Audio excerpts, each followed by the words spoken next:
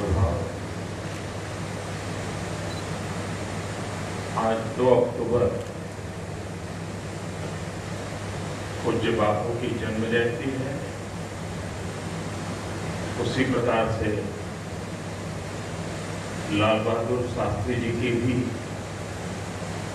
जन्म जयंती का अवसर है। जिस पवित्र भूमि पर हम सब बैठे हैं, यहाँ बैठने का हमें सौभाग्य मिला है। ये वो भूमि है जहाँ एक इंसान का नहीं,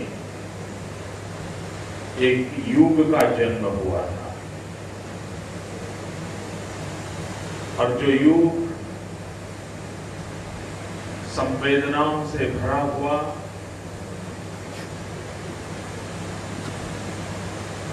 स्वतंत्रता के लिए जीवन भर संघर्ष करने वाले और जिनके लिए आजादी ये सिर्फ राजनीतिक व्यवस्था का हिस्सा नहीं था, जिनके लिए आजादी एक आध्यात्मिक अवस्था का नाम था, जिन्होंने आजादी को एक आध्यात्मिक रूप में स्वीकार किया था, वैसे महात्मा पूज्य बापू, उनको आज हम श्रद्धांजलि दे रहे हैं। कभी कभी लगता है कि पूज्य बापू को उत्तम से उत्तम श्रद्धांजलि क्या हो सकती है। हम कुछ कर सके या न कर सके, हम सामान्य लोग हैं। हो सकता है बापू के सभी आचार विचार को अपने जीवन में न उतार पाए, लेकिन एक काम बापू का हम सब कर सकते हैं, करोड़ों देशवासी कर सकते हैं,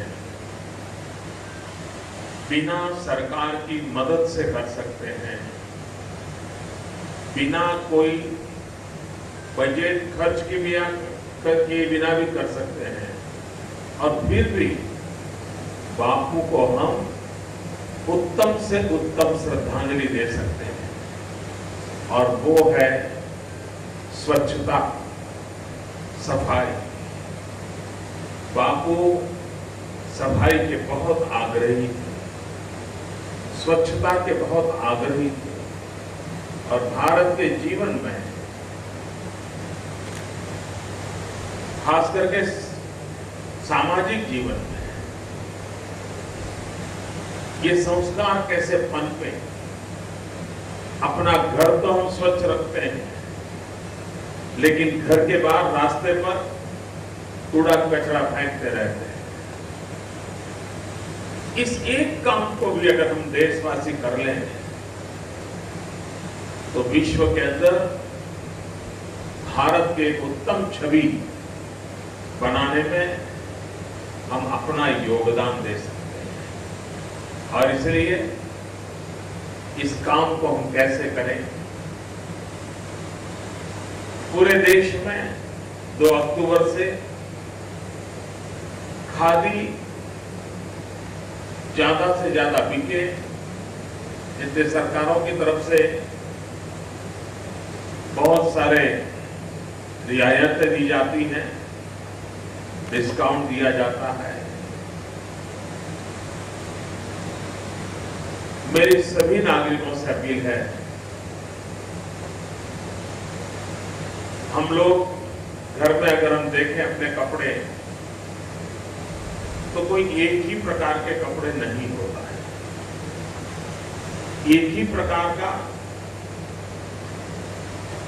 कपड़े का उपयोग नहीं करते, हम भांति भांति कपड़ों का उपयोग करते हैं।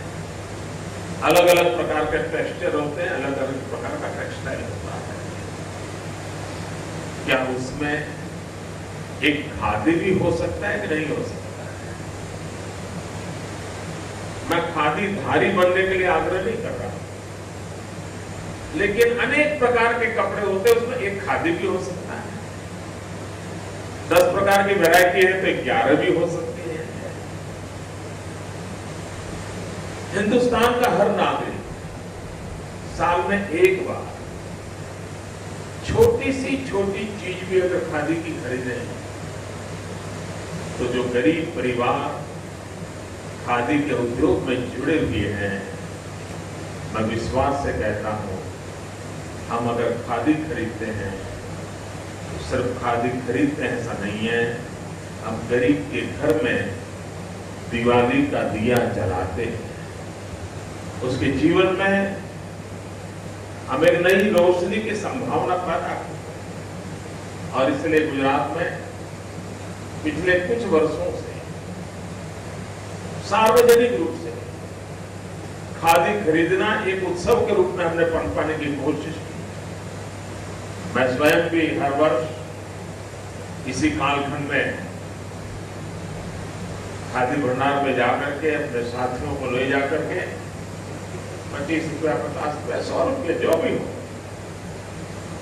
उसको खरीद करके उसको प्रोत्साहित करते हैं। एक सामाजिक मूल्य उसका कैसे बने उस पर प्रयास करते हैं। 5 वर्ष के बाद हम सब पूज्य बापू की 150वीं जन्म जयंती मनाएं। 150 वर्ष इन दिनों स्वामी विवेकानंद जी की 150वीं जयंती चल रही है और स्वामी विवेकानंद अपने पोरबंदर में काफी समय आकर के रहे।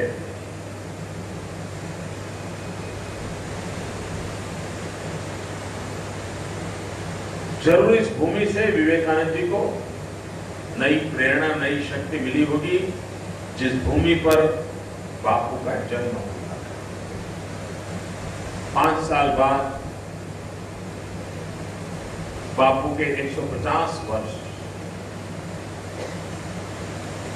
क्या कभी हम सोच सकते हैं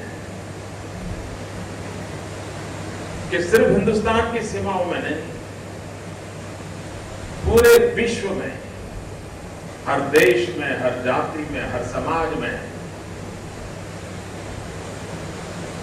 बापू के 150 वर्ष घर घर बापू का मंत्र कैसे गूंजे और हर हिंदुस्तानी का सपना होना चाहिए कि जब बापू के 150वीं जयंती मनाई जाए तब सारे दुनिया में बापू के माध्यम से मानव जात के वर्तमान संकटों से मुक्ति का रास्ता हम कैसे दिखाएं, प्राकृतिक संकटों से बचने का रास्ता बापू के माध्यम से हम कैसे पहुंचाएं। इसी युग में ऐसे किसी महापुरुष का जन्म हुआ था जो दुनिया के लिए अजूबा है कि क्या कोई ऐसा भी इंसान हो सकता है। इस सच्चाई को लोगों तक हम कैसे पहुंचाएं, और हम सबको इस बात का गर्व होना चाहिए कि भारत के पास इतनी बड़ी महान विरासत है। उस विरासत के माध्यम से विश्व को एक ऐसा संदेश हम दे सकते हैं कि जिससे संकटों से घिरे हुए विश्व को उभरने का रास्ता मिल सकता है। निर्णय हम सब, सारी दुनिया अपने सामर्थ्य के ऊपर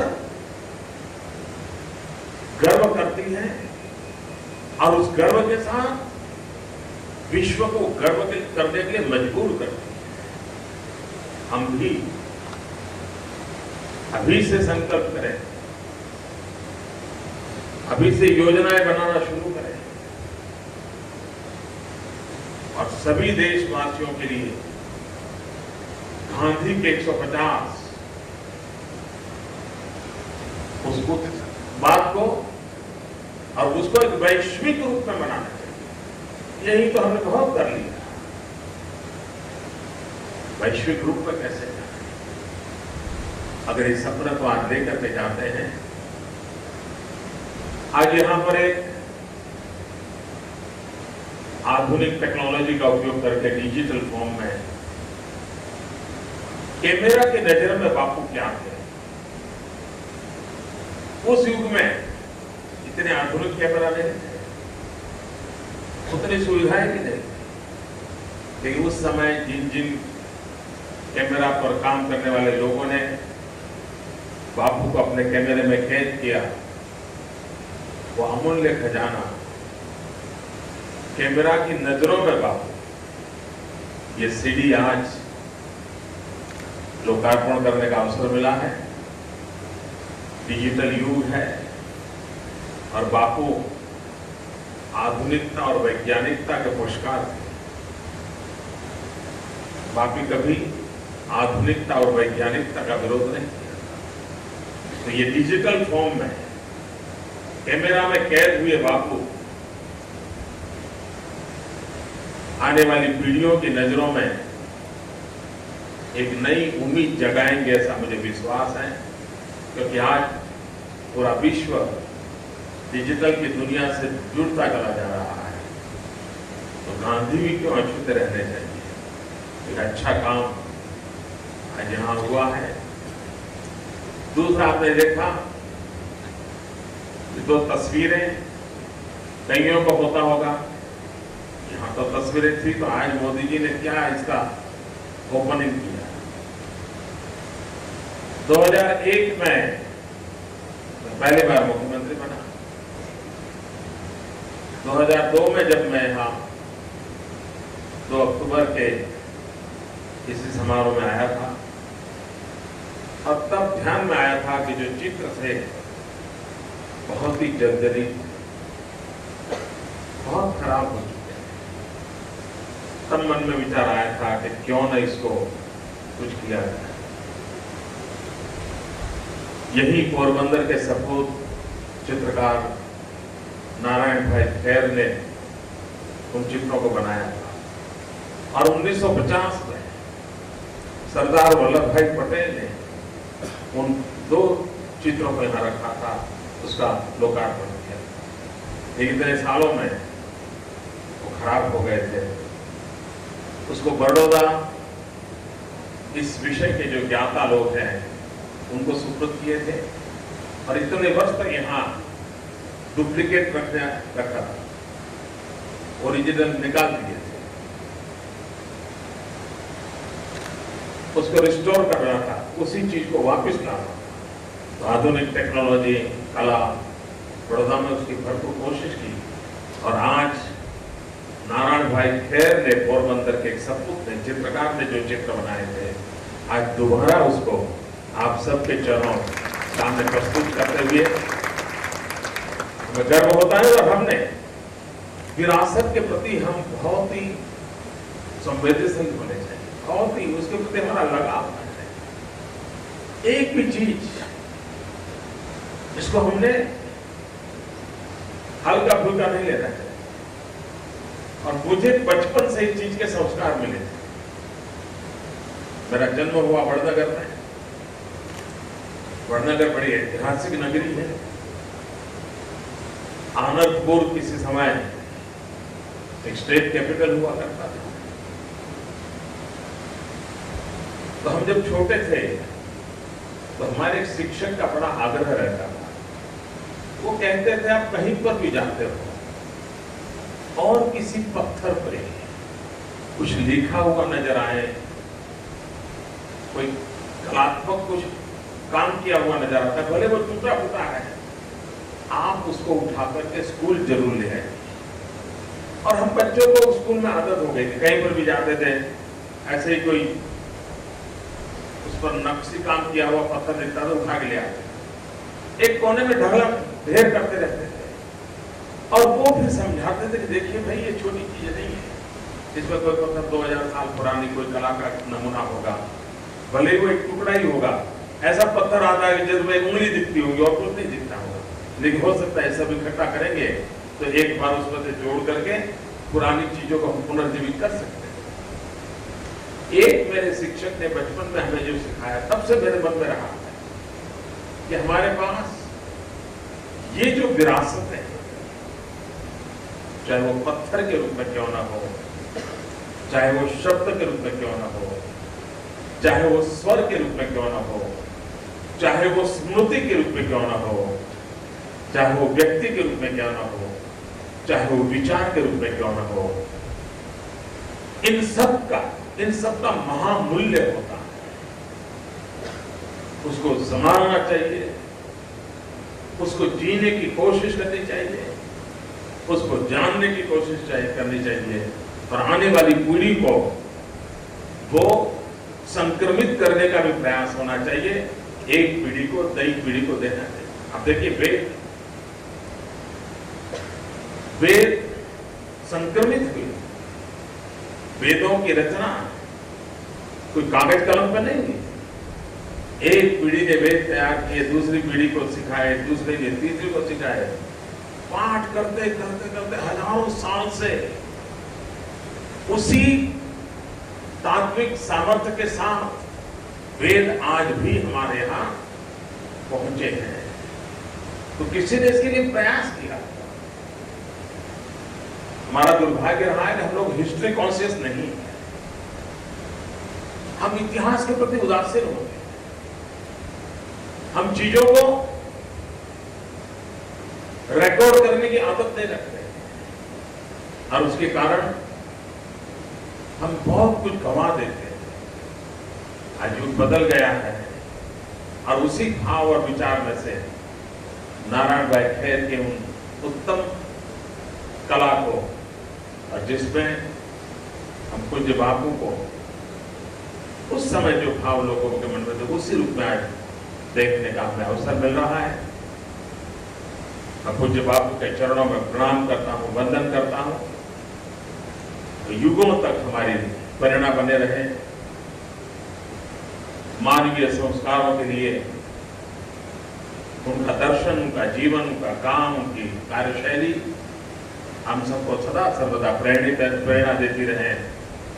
इसी एक प्रार्थना के साथ फिर एक बार पूज्य बापू के चरणों में नमन करता हूं। પૂજ્ય બાપુએ જીતેલ સ્વરોજગારના ઉત્તમ